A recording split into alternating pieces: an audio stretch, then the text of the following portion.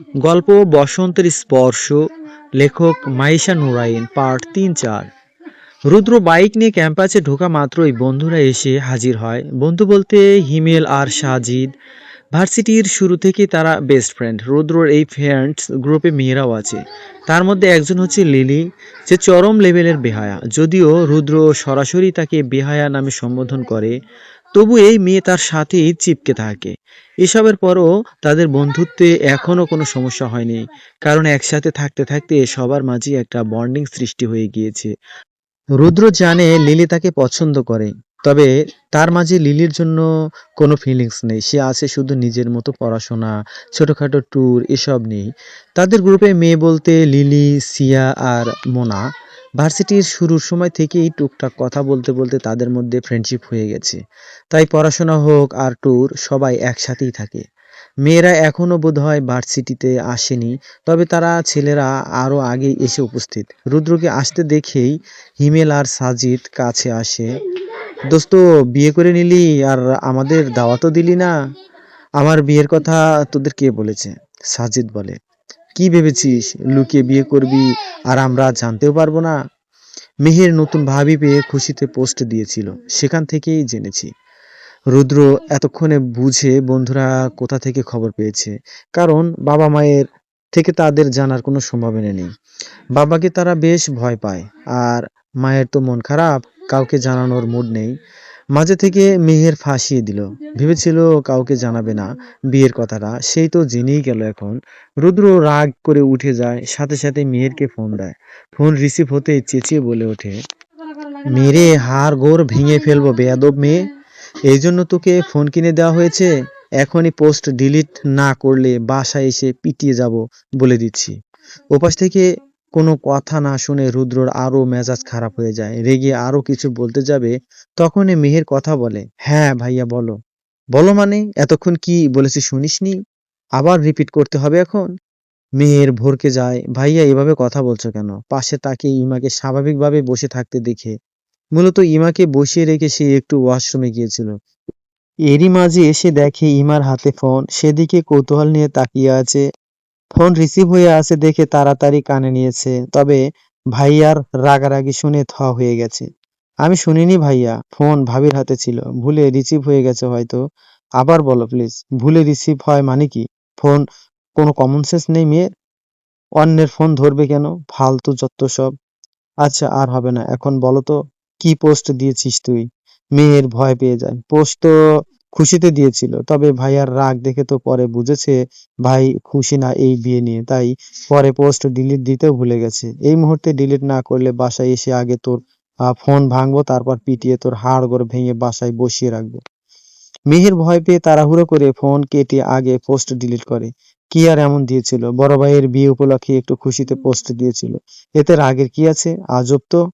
রুদ্রর বোনের সাথে সামান্য বিষয়ে এমন রাগ করতে দেখে বন্ধুরা অবাক হয়। সাজিদ বলে, তুই কি এই বিয়ে নিয়ে সন্তুষ্ট নস? রুদ্র হঠাৎ চিল্লিয়ে বলে, কে সন্তুষ্ট হবে এসব বিয়েতে? আমাকে জোর করে বিয়ে দেওয়া হয়েছে, তার উপরে মেয়ে ডিভোর্সি বলতে গিয়েও সে থেমে যায়। যতই হোক, একটা মেয়েকে নিয়ে সে বন্ধুদের সামনে এভাবে বলতে পারবে না। মেয়েটাকে সে বউ হিসেবে মানুক আর না মানুক, তবুও তো কারো অসম্মান করা তার রীতিতে নেই। কি হলো, মেয়ে কি করছে? কিছু না। আমি এখনই বিয়ের জন্য প্রস্তুত ছিলাম না, আমার সময় লাগবে, তাই বাড়িতেও যাচ্ছি না। আজই আবার ফ্ল্যাটে চলে যাব। হিমেল অবাক হয়ে বলে, তোর মাথা ঠিক আছে? নতুন বউ রেখে তুই ফ্ল্যাটে চলে যাবি?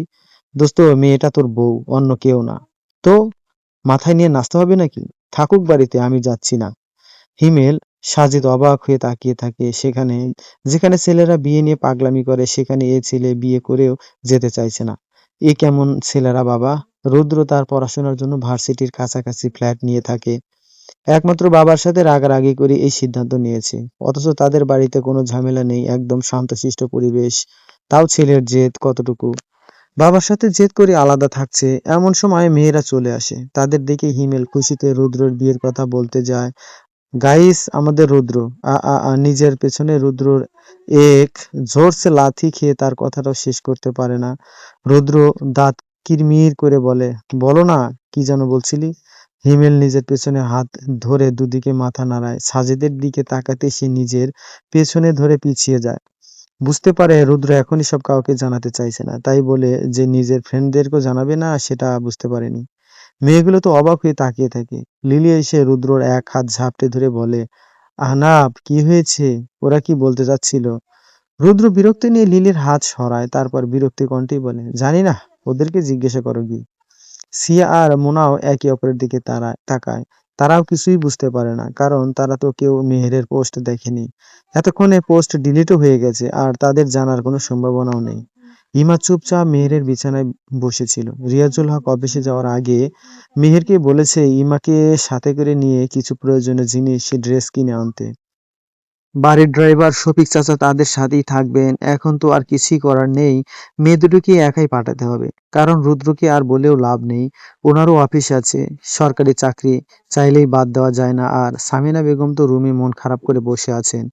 তিনি চেয়েছিলেন একমাত্র ছেলের জন্য নিজে পছন্দ করে বিয়ে করাবেন, সেটা তার হতে দিল না, দিল ডিভোর্সি এক মেয়ের সাথে বিয়ে। এই জন্যই ইমাকে তিনি একদমই সহ্য করতে পারছেন না।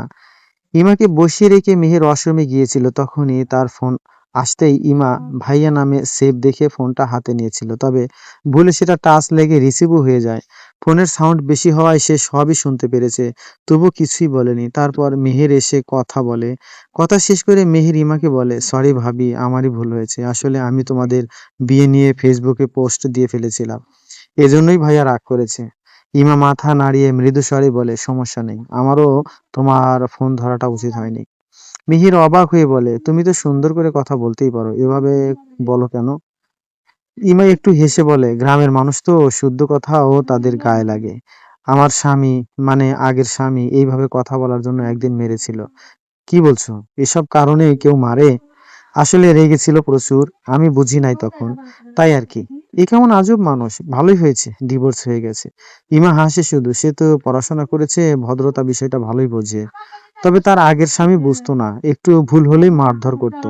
বিয়েটাও তো করতে চায়নি তাকে, নিজের দোষে বাধ্য হয়ে করেছে। লোভ তো ছিল তার শরীরের উপর, সেটা পাওয়া শেষে তার মূল্য শেষ হয়ে গিয়েছিল। তারপর ছিল শুধু অত্যাচার। এর মাঝেই একটু ঠাঁই পাওয়ার জন্য সে মাটি কামড়ে পড়েছিল, সেটাও হলো না। তাকে ডিভোর্স দিয়ে চাচির বাড়ি পাঠিয়ে দিল।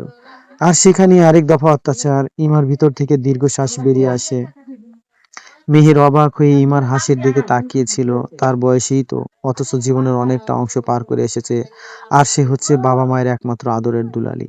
ইমার কথা শোনার পর মেহেরের অনেক মন খারাপ লাগে। সে নিজেও ভাইয়ের হঠাৎ বিয়ে নিয়ে খুশি হতে পারছিল না। একমাত্র ভাইয়ের বিয়ে নিয়ে অনেক চিন্তা ভাবনা ছিল তার, অথচ বাবার সিদ্ধান্ত একটা সব পানিতে ভাসিয়ে দিয়েছে। বাহির থেকে মায়ের ডাকে মেহেরের হোশ ফেরে। সে ইমাকে বসিয়ে রেখে মায়ের কাছে যায়। হ্যাঁ আম্মু বলো। ওই মেয়ে কোথায়? ঘরে বসে আরাম করছে নাকি? রান্না করবে কে? এই জন্যই বাড়িতে বসিয়ে রেখেছি নাকি? মিহির অবাক হয়ে বলে, এভাবে কথা বলছো কেন? তুমি তো এমন না আম্মু, বাড়িতে মেইড আছে তো, আর রান্না তো তুমিই করো। এখন ভাবির কথা বলছো কেন? মেয়ের কথায় সামিনা বেগম আরো রেগে যান, চিল্লিয়ে বলে, বাহ, আমার মেয়ে হয়ে বাহিরের একটা মেয়ের হয়ে কথা বলছিস? বাড়ির বউ হয়ে এসেছে আর বাড়ির কাজ করবে না, তা কেমন করে হবে? আদৌ বাড়ির কাজ পারে নাকি? নয়তো আগের ঘরে ডিভোর্স হবে কেন? রুমের ভেতর থেকে ইমা সব কথা শুনতে পায়। এসব নিয়ে তার মাথা ব্যথা নেই, এসব কথা শুনে শুনে তার অভ্যাস আছে। তাই সে নিঃশব্দে মেয়ের রুম থেকে বের হয়ে আসে, সোজা সামিনা বেগমের কাছে এসে বলে, কি করতে হবে বলে দিন, আমি করে দিব। বলে দিতে হবে মানে কি? দুপুর হয়ে যাচ্ছে, রান্না করতে হবে না? মেয়ে মানুষ হয়ে কখন কি করতে হবে জানো না? ইমা মাথা নিচু করেই বলে, কি রান্না করব বলে দেন। সামিনা বেগম একে একে কয়েক পদের কথা বলেন। এত পদের কথা শুনে মেহের বলে, এত পদ কে খাবে? দুই তিনটা বললেই তো হয়। তোর কথা চলবো আমি? ছেলে আমার না খেয়ে চলে গিয়েছে আজ। আমি ওর ফ্ল্যাটে যাব খাবার নিয়ে। খাবার ভালো না হলে খবর আছে। হিমা নিঃশব্দে রান্নাঘরের দিকে এগিয়ে যায়। সকালে মেহের তাকে সবগুলো রুম দেখিয়েছে। রান্নাঘরে গিয়ে দুজন মেয়েকে দেখে সে, তাদের পরনে তার থেকেও ভালো পোশাক, যেন ইমা নিজেই এই বাড়ির মেইড আর ওরা বাড়ির সদস্য। মেয়ের দুজন তাদের দিকে তাকিয়ে একে অপরের সাথে ফিসফিস করছে। এদের একজন বাড়ির রান্নায় সামিনা বেগমকে সাহায্য করে, আরেকজন ঘর-দোর পরিষ্কার করে।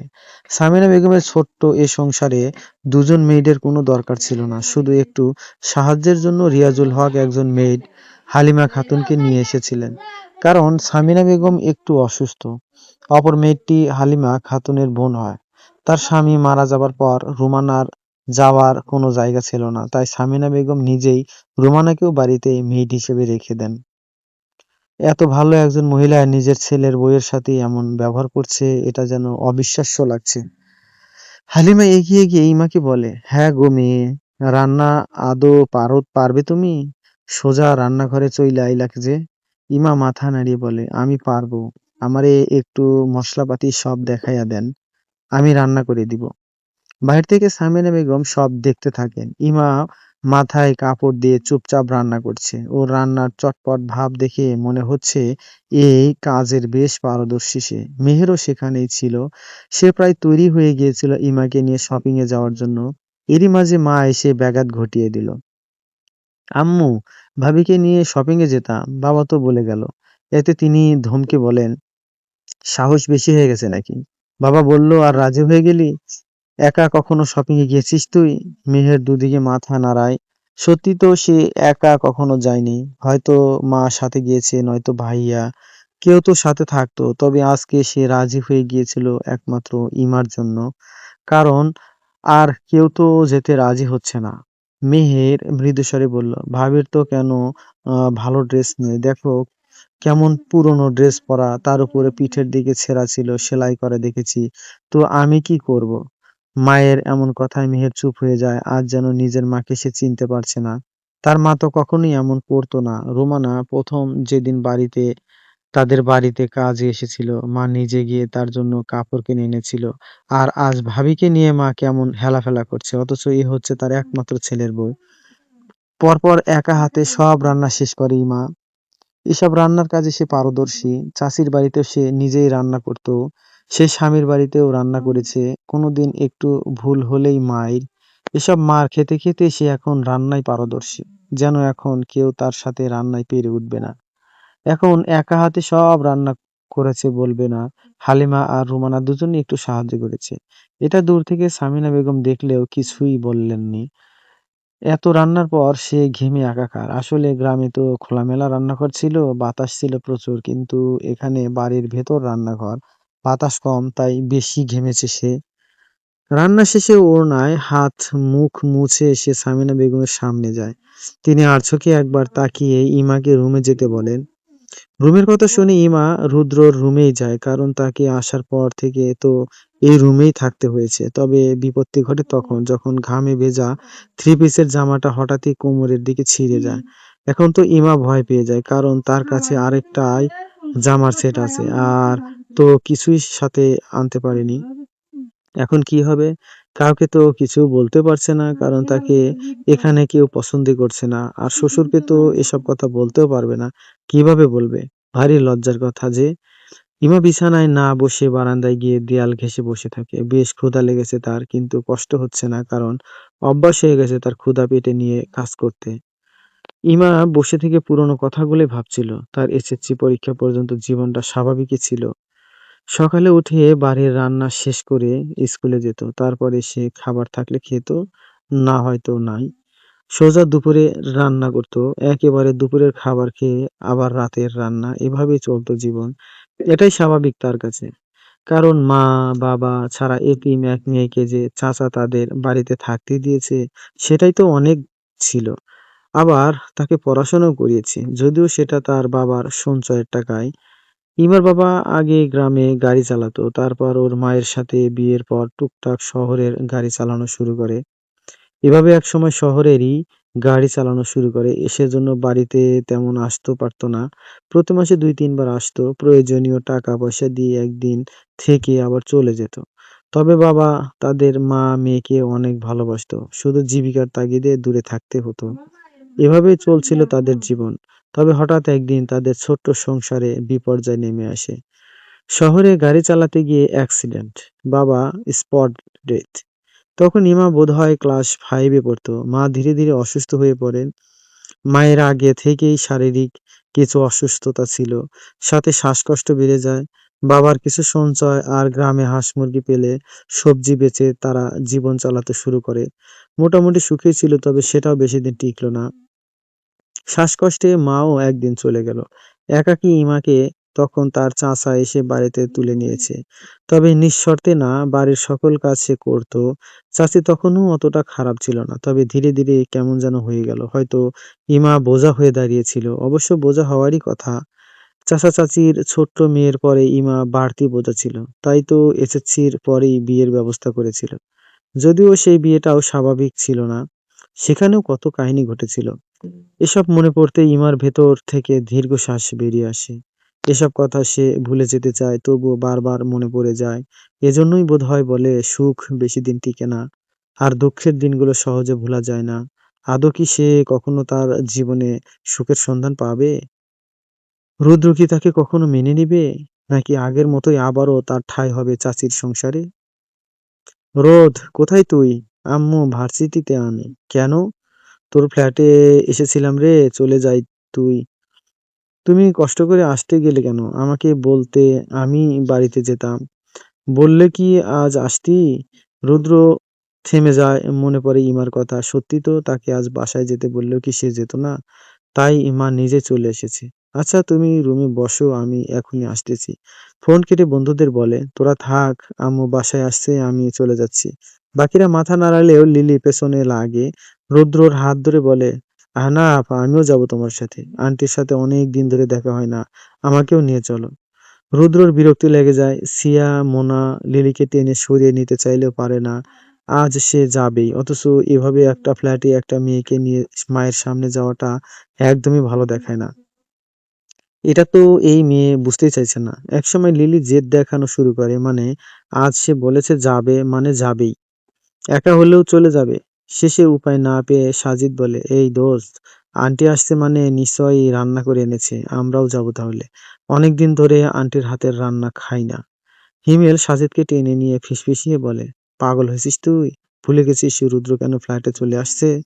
আন্টিরও বোধহয় মন খারাপ। এখন যাওয়াটা ঠিক হবে না, মা ছেলেকে একাই থাকতে দে। সাজিদও দাঁতে দাঁত চেপে বলে, একা কিভাবে থাকবে? দেখছিস না লিলিটা নাচানাচি শুরু করেছে। রুদ্র যখন তখন লিলিকে ধমক দিয়ে বসবে, পরে আরেক কাহিনী শুরু হবে। তার থেকে বাবা আমার সাথে সায় দে। হিমেল বুঝে নিজেও হৈ হৈ শুরু করে। সিয়া, মোনাও যাওয়ার জন্য বসে আছে। লিলিকে তো একা যেতে দেওয়া যাবে না। যা, মেয়ে কখন না জানি কি করে বসে। বন্ধুদের লাফালাফি দেখে রুদ্র দীর্ঘশ্বাস ফেলে রাজি হয়। বাইকে বসতেই লিলি এসে পেছনে বসতে যায়, তবে সেই সুযোগ না দিয়ে রুদ্র সোজা বাইক চালিয়ে ভার্সিটি থেকে বেরিয়ে যায়। এতে লিলির মন খারাপ হয়ে যায়। সিয়া এসে বলে, আর কত পিছনে পড়ে থাকবি, দেখতেই শিশি তো। তো রুদ্র তার বাইকে কখনো আমাদের কাউকে উঠায়নি, তাও তুই এমন করিস কেন? লিলি মৃদু চেঁচিয়ে বলে, তোরা আর আমি কি এক নাকি? আমি আহনাবকে ভালোবাসি, দেখি সেও একদিন আমার ভালোবাসবে, আর ভালোবাসবে ওর বাইকেও উঠাইবে আমায়। সাজিদ আর হিমেল দীর্ঘশ্বাস ফেলে নিজেদের বাইক স্টার্ট করে। ওদের মাঝে হিমেল আর মোনা কাজিন হয়। তাই মোনা গিয়ে হিমেলের বাইকে বসে, আর সিয়ার নিজের একটা স্কুটি আছে, সে লিলিকে নিজের সাথে বসায়, কারণ সাজিদও প্রয়োজন ছাড়া নিজের বাইকে কাউকে নেয় না। রুদ্র পেছনে পেছনে আরো দুইটা বাইক আর একটা স্কুটি পরপর ভার্সিটি থেকে বেরিয়ে যায়। স্বভাবতই সবাই সেদিকে তাকিয়ে থাকে। রুদ্রদের গ্রুপটাকে কম বেশি সবাই চিনে, বেশ পপুলার ওরা। ভার্সিটির বিভিন্ন অনুষ্ঠানেও ভলেন্টিয়ার হিসেবে থাকে। সবার কাছে রুদ্র সৌন্দর্য আর ভালো ব্যবহারের জন্য বেশি পরিচিত। রুদ্র একেবারে ফর্সা না, আবার শ্যামলাও না, মিডিয়াম রকমের, তবে চেহারার গড়ন অনেক সুন্দর। প্রথম দেখাতে যে কারো মনে দাগ কেটে নেয়। বয়স একটু কম হলেও ব্যবহারে পুরুষ পুরুষ ভাবটা বেশি, সেজন্যই হয়তো মেয়েদের কাছে বেশি প্রিয়। বাসায় পৌঁছেই রুদ্র তার মাকে জড়িয়ে ধরে। এটা তার এক প্রকার স্বভাব বলা যায়। উঠতে বসতে মাকে জড়িয়ে ধরলে পরম শান্তি অনুভব করে। মায়ের কাছে তার ফ্ল্যাটের চাবি দেওয়া আছে, যাতে মায়ের মন চাইলে যখন তখন এখানে আসতে পারে। রুদ্র তার মায়ের কাছে আসলেই যেন বাচ্চা হয়ে যায়, সব সময় মায়ের আশেপাশেই থাকে। পরিবারের বড় সন্তান আর ছেলে হওয়ায় মায়ের প্রতি বেশি টান তার। ছেলেরা নাকি মাকে বেশি ভালোবাসে, এটা রুদ্রকে দেখলেই বোঝা যায়। রুদ্র মাকে বলে, আম্মু, সাজিদরাও এসেছে, সবাই এসেছে। মা ছেলের মাথায় হাত বুলিয়ে দিয়ে বলে, সবার জন্যই এনেছি, নো টেনশন। আমার তো আবার ছেলে মেয়ের অভাব নেই, ওরা না আসলেও আমি নিজেই ডেকে আনতাম। রুদ্র হেসে ফেলে।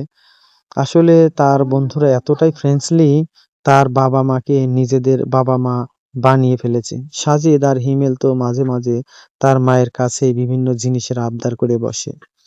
আর রুদ্রর মা ও হাসিমুখে সব মেনে নেয়। রুদ্র আসার একটু পরেই বন্ধুরা সবাই চলে আসে।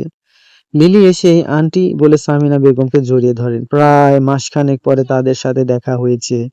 কিছুক্ষণ গল্প করে সামিনা বেগম খাবারের ব্যবস্থা করেন। রুদ্র ফ্রেশ হয়ে এসে মায়ের সাথে হেল্প করে। সাজিদ হিমেল খুশিতে দৌড়ে গিয়ে খাবার খেতে বসে পড়ে। লিলি সিয়া মোনাও হেসে ফেলে ওদের অবস্থা দেখে। সবাই মিলে একসাথে খাবার খেতে বসে। তবে খাবারের প্রথম লোকমা মুখে তুলে রুদ্র থমকে যায়। বাকিরাও কিছু একটা ভেবে সামিনা বেগমের দিকে তাকান। সিয়া বলেন, আন্টি আজকে কি অন্যভাবে রান্না করেছেন? স্বাদটা অন্যরকম লাগছে কেন? সামিনা বেগম কিছুটা আমতা আমতা করে বলে, হয়তো অন্য মশলা দিয়েছি। কেন, ভালো লাগছে না? হিমেলে আর সাজিদ যেন ব্যাপারটা বুঝে ফেলে। তারা রুদ্রর দিকে তাকিয়ে দেখে সে শব্দ ছাড়া ধীরে ধীরে আরো কয়েক লোকমা খাবার খায়। তার চেহারা দেখে বোঝা যায় না তার ভালো লাগছে নাকি খারাপ। মোনা খেতে খেতে বলে, অসাধারণ হয়েছে আন্টি, একেবারে অন্যরকম স্বাদ। সবাই ওর সাথে সায় দেয়। সাজিদ হিমেলও মজা করে খেতে থাকে। রুদ্র মায়ের দিকে তাকিয়ে বলে, তুমি খেয়ে আসোনি? এই দুপুরেও না খেয়ে চলে এসেছো? সামিনা বেগম একটু কথা ঘোরানোর চেষ্টা করেন। আসলে ছেলের চিন্তায় যত তাড়াতাড়ি পেরেছেন খাবার নিয়ে চলে এসেছেন। খাবার খাওয়ার সময় পাননি। রুদ্র বুঝে মাকে নিজের সাথে বসায়, নিজের প্লেট থেকে খাবারের লোকমা তুলে মায়ের মুখে দেয়। এটাও রুদ্রর আরেকটা অভ্যাস বলা যায়। ছোট থেকেই এই অভ্যাসের সৃষ্টি হয়েছে। আসলে সামিনা বেগমের মাথা ব্যথা, পায়ে ব্যথার মতো রোগ সারা বছরই লেগে থাকে। সে ছোট্ট থেকেই রুদ্র এসব দেখে এসেছে। বাবার সরকারি চাকরি, সময় মতো ডিউটিতে চলে যেতে না হয়। উনি যতক্ষণ বাসায় থাকতেন রুদ্রর টেনশন ছিল না, কিন্তু বাবা চলে যেতেই বাকিটা সময় মাকে সেই দেখে রাখতো। ছেলে হয়েও মায়ের যতটুকু সেবা সে করেছে মেয়েরাও বোধহয় ততটা করে না। কখনো মা খাবার খেতে না পারলে রুদ্র নিজের হাতে মাকে খাইয়ে দিত। এভাবে চলতে চলতে সে বড় হওয়ার পরও তার এই অভ্যাস আর যায়নি। এখনো মায়ের মুখে খাবার দিতেই মা খাবারের স্বাদ বুঝে অবাক হন। ইমা তবে ভালোই রান্না করে, সব যেন পারফেক্ট লাগছে। ছেলের দিকে তাকিয়ে দেখেন ছেলে পরম তৃপ্তি নিয়ে খাবার খাচ্ছে। মাঝে মাঝে মায়ের মুখেও খাবার তুলে দিচ্ছে। তবে সবার মাঝে লিলি একটু কমই খায়। মানে না খেলেও চলে আর কি, তাই একটু খেয়েছে আর কি। সামিনা বেগম বলেন, খাওয়া শেষ লিলি? আর খাচ্ছ না যে? লিলি একটু সংকোচ নিয়ে বলে, আসলে আন্টি আজ বোধহয় খাবারটা একটু বেশি অয়েলি আর মশলাদার বানিয়েছেন। আমি তো এসব খাবারের তেমন কমফোর্ট না, কিন্তু মজা হয়েছে আন্টি, ভাববেন না এসব নিয়ে। সামিনা বেগম কি বলবেন বুঝতে পারেন না। সত্যি আজ খাবারটা একটু বেশি অয়েলি হলেও মজা হয়েছে অনেক। তিনিও এটা স্বীকার করতে বাধ্য। লিলি ছাড়া বাকি সবাই মজা করে খাবার শেষ করে। রুদ্র ও মাকে খাইয়ে নিজেও বেশ তৃপ্তি সহকারে খাবার শেষ করেন। মেহের রুমে এসে ইমাকে না পেয়ে সব জায়গায় খুঁজতে থাকে। ডাকলেও ইমার কোনো সাড়া শব্দ পায় না। ওয়াশরুমও খোলা, বারান্দায় গিয়েও প্রায় পায় না। রুমের বাহিরে এসে সব জায়গায় ডাকতে থাকে, কোথাও পায় না। হালিমা বেগম আর রুমানাও চারপাশ খুঁজেও পায় না ইমাকে। মেহের টেনশনে পড়ে যায়, এ কেমন কথা, নতুন বউ বিয়ের পরের দিনই উধাও। মা যাওয়ার পর তার নিজের রুমে বসেছিল। এখন ইমার কথা মনে পড়তেই এসে তাকে আর পাচ্ছে না। মাকে ফোন দিতে গিয়ে হঠাৎ কি মনে করে আবার দৌড়ে রুদ্র রুমে যায়। গিয়ে বারান্দায় থাকা বড় দেয়ালটার আড়ালে ইমাকে ঘুমন্ত অবস্থায় দেখতে পায়। ইমাকে পেয়ে মেহের স্বস্তির নিঃশ্বাস ফেলে। ইমাকে কয়েকবার ধাক্কা দিয়ে ডাকতে থাকে, ভাবি ও ভাবি ওঠো না। হঠাৎই ইমা চমকে উঠে হাত ভর দিয়ে কয়েক ধাপ পিছিয়ে যায়। সামনে তাকে মেহেরকে দেখে একটু শান্ত হয়। মৃদু কণ্ঠে বলে, আসলে বুঝতে পারছি না কখন ঘুমায় গেছিলাম। মেয়ের বুকে হাত দিয়ে স্বস্তির নিঃশ্বাস ফেলে বলে, একেবারে ভয় পাইয়ে দিয়েছিলে তুমি। আমরা তো সম্পূর্ণ বাড়ি খুঁজে ফেলেছিলাম, অথচ তুমি এখানে ঘুমিয়ে আছো। এত গভীর ঘুম তোমার? ইমা লজ্জা পেয়ে যায়। আসলেই গত রাত থেকে তার প্রচুর ঘুম পাচ্ছে। সকালে এত ঘুম দিল, এখন আবার এখানেও ঘুম দিল। এই ফ্লোরে বসে কিভাবে ঘুমালে? দোলনায় বসলেও তো পারতে। আমি তো এমনিই বসেছিলাম, কখন যে ঘুমায় গেছি বুঝতেও পারছি না। হঠাৎ মেহের খেয়াল করে ইমার জামার সাইডে অনেকটা ছিঁড়ে গেছে, কোমরও দেখা যাচ্ছে। এটা দেখে মেহের বলে, ভাবি জামা ছিঁড়লো কিভাবে? এখন ইমা কি বলবে? যে পুরনো ড্রেস ছেঁড়াটা তো স্বাভাবিক। ইমা তাড়াহুড়ো করে নিজেকে ওড়না দিয়ে ঢেকে নেয়, কিন্তু এভাবে তো সে সবার সামনে যেতে পারবে না। উঠে দাঁড়ালে জামা সরে গিয়ে কোমর দেখা যাবে। কি মনে করে মেহের তাকে বসিয়ে রেখে নিজের রুমে যায়। কাবাড থেকে ইমাকে দেওয়ার মতো থ্রি পিস খুঁজতে থাকে, কিন্তু তার তো তেমন কোনো থ্রি পিস নেই। সে বেশিরভাগ লং গেঞ্জি স্কার্ট পরে, তাই সেখান থেকে নিজের একটা সেট এনে ইমাকে দেয়। ভাবি আমার নিজেরই কোনো থ্রি পিস নেই, তাই এখন এগুলোই পরে নাও, আম্মু পরে তোমায় শপিং করে দিবে। ইমা মৃদু হাসে, শুধু মেহেরের ড্রেসটাই হাতে নেয়। এখনো তাকে অন্যের পোশাক পরেই থাকতে হবে। শ্বশুরকে দেখে যা বুঝেছে তিনি ভালো শপিং করে দিবে না। মেহের নিয়ে যেতে চাইলেও সেখানেও আটকে দিল। ইমার হাইট মেহেরের হাইটের কাছাকাছি, তাই স্কার্টটা পারফেক্ট হয়েছে। তবে গেঞ্জিটা পরতে গিয়ে ইমার সংকোচ লাগছিল, কারণ সে এসব ড্রেস আগে কখনো পরেনি। তবে ভেবে নেয় পরে সে নিজের জামাটা আবারও সেলাই করে নিবে, তাহলেই আর সমস্যা হবে না। ইমা ড্রেস চেঞ্জ করে বের হতেই মেহের দেখে অবাক হয়, কত সুন্দর লাগছে ইমাকে। আসলে একটা ভালো পরিবেশও মানুষের সৌন্দর্য ফুটিয়ে তোলে, তেমনি একটা সুন্দর ড্রেসও ইমার সৌন্দর্য ফুটে উঠেছে। বিকেল পর্যন্ত রুদ্রর বসুন বন্ধুরা ফ্ল্যাটে থাকে, সবাই মিলে গল্প করে অনেক মজা করে সময় কাটায়। বন্ধুদের সাথে রুদ্রও সব সময় একটা সুন্দর সময় কাটায়। বেশ গল্প গুজবের পর বন্ধুরা চলে গেলে সামিনা বেগম বলেন, রুদ্র তুইও তৈরি হ, আমি বাড়িতে যাব না, বাইরে যাব শপিং এ। তোর কাছে টাকা থাকলে সাথে করে নে তো, আমি আনতে ভুলে গেছি। শপিং এর উদ্দেশ্যে আসলে টাকা নিয়ে আসতে মনে করে, আমি টাকা পাবো কোথায়? কয়েকটা টাকার জন্য এখন রিয়াজুল হকের পায়ের কাছে পড়ে থাকতে হয়। সামিনা বেগম ছেলেকে হালকা করে একটা মায়ের দিয়ে বলেন, মায়ের সামনে মিথ্যে কথা, আমি তোকে চিনি না, তাড়াতাড়ি আয়। রুদ্র মুচকি এসে বলে, মেহুর জন্য শপিং করলে ওকে সাথেই আনতে, নয়তো দেখবে পরে বলবে এটা পছন্দ হয়নি, ওটা ভালো লাগেনি, যত অভিনয় তার। সামিনা বেগম একটু চুপ থেকে বলেন, মেহেরের জন্য না, ইমার জন্য যাচ্ছি। এই মেয়ের কোনো ভালো ড্রেস নেই, তাই ভাবলাম কিনেই নিয়ে যাই। রুদ্র থেমে যায়, ইমার কথা যেন তার খেয়ালই ছিল না। চুপ থেকেই রুমে গিয়ে টাকা নিয়ে আসে, তারপর মাকে সাথে নিয়ে শপিং এর জন্য বেরিয়ে পড়ে। তবে ইমার ব্যাপারে আর কোনো কথা বলে না। মেহের ইমাকে সাথে নিয়ে দুপুরের খাবার খেতে বসে। টুকটাক গল্প করতে গিয়ে তাদের দেরি হয়ে গেছে। মেহের বাসায় তার বয়সী মেয়ে পেয়ে যেন গল্পের আসর সাজিয়ে বসেছিল। অথচ ইমার সেই কখন থেকে ক্ষুধা লেগেছে তাও সে কিছু না বলে এভাবেই বসেছিল। বেশ কিছু সময় পর হঠাৎই মেহেরের মনে হয় তারা দুপুরে খাবারই খায়নি, তাই তাড়াহুড়ো করে ইমাকে সাথে নিয়ে খেতে বসেছে। ইস কেমন যে আমি, নিজের তো খাবারের খেয়াল থাকে না, তোমাকেও ওভাবেই বসিয়ে রেখেছিলাম, বলেই নিজে থেকেই খাবার সাজিয়ে নিয়ে ইমাকে নিয়ে খেতে বসে। ইমা খাবার সামনে রেখে বলে, তোমার আম্মা যে খায় নাই? মিহির হেসে বলে, ওসব নিয়ে টেনশন করো না, গিয়েছে তো ভাইয়ার বাসায়, ভাইয়া কখনো না খাইয়ে ছাড়বে না, সোজা নিয়েই নিজেই খাইয়ে দিবে। ইমা অবাক হয়, রুদ্র বুঝি এতটাই কেয়ারিং? সে তো আর এসব জানে না। এ বাড়িতে আসলেই গতকাল, তবে মনে হচ্ছে এই একটু সময়ের মাঝেই মেহেরের সম্পর্কে তার কিছুটা ধারণা হয়ে গেছে। শুধু তার স্বামী আর শাশুড়িকে চিনতে পারল না। রুদ্রকে সাথে নিয়ে সামিনা বেগম ইমার জন্য প্রয়োজনীয় সব কিছুই কিনে নেয়। যেহেতু মেহের আর ইমা প্রায় সমবয়সী, আবার দেহের উচ্চতা গঠন প্রায় একই, তাই আন্দাজ করে সবকিছু কিনে নেয়। রুদ্র ততক্ষণে এক জায়গায় চুপচাপ বসেছিল। তার যেন ভাবতেই কষ্ট লাগছে, তার যে বিয়ে হয়ে গেছে এমন একজনের সাথে হলো যাকে সে চেনেই না, আর না সে মেয়েটার ব্যাপারে কিছু জানে। এখন এই সো কল্ড বউয়ের সাথে সে থাকবে কিভাবে? সে যতই এখন দূরে থাকুক, একসময় তো সবাই জানতে পারলে তাদের একসাথে থাকতেই হবে। এমন না সে একটা মেয়ের জন্য নিজের পরিবার থেকে দূরে থাকবে। তাকে তো বাড়িতে যেতেই হবে। তখন কিভাবে সবটা ফেস করবে? সামিনা বেগম সব কেনাকাটা শেষ করলে রুদ্র বিল পে করে মাকে সাথে নিয়ে বের হয়। ভাবছে মাকে বাইকে করে বাড়িতে পৌঁছে দিয়ে আবার ফ্ল্যাটে চলে আসবে। সে ভাবনা অনুযায়ী বাসার সামনে মাকে নামিয়ে চলে আসতে নিলেই সামিনা বেগম বাধা হয়ে দাঁড়ান। রুদ্র, বাড়িতে তো চলে এসেছিস, থেকে যা। কিন্তু আম্মু, আচ্ছা।